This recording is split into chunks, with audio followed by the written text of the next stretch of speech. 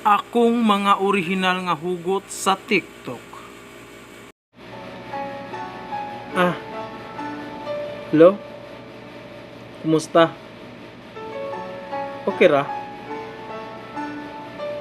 Kaingon ko kaniadto kita na. Kaingon ko kaniadto ikaw na.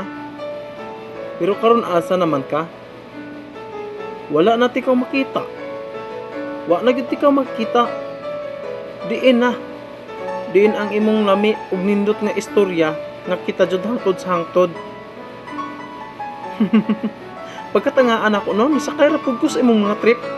Kung kapabalo kang dula lang sa imuha, nag-sports attire na lang unta ko para game. Sa akong gugma nimo, kulang pa ba?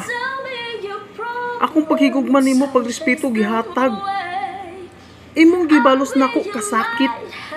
Akong gihatag nimo ang tanan. Unsay imong gusto mahimo ko nga usa ka monster, mahimo ko usa ka zombie, nga kun diin desperado nga mupaak ug mukagat nimo ug mukuha sa tanaan nimo.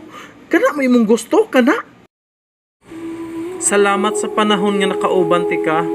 Salamat sa panahon nga nagkita ta, nagkaila ta. Diin gipalipay ko nimo, gipakilig ko nimo.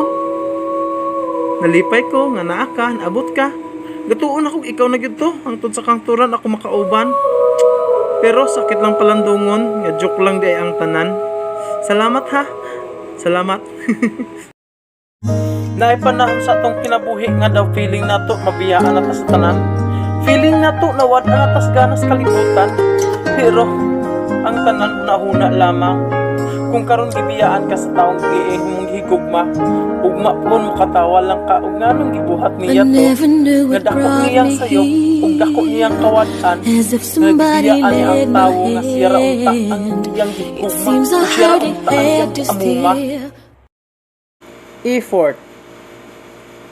E-F-F-O-R-T. Effort. Muna siya ang among buhat. Ipakita ninyo nga kami sincero nga naninguha ninyo. Tanan gibuhat na. Although di na mo mahatag ang tanan ninyong gusto. But girls naman, be fair lang.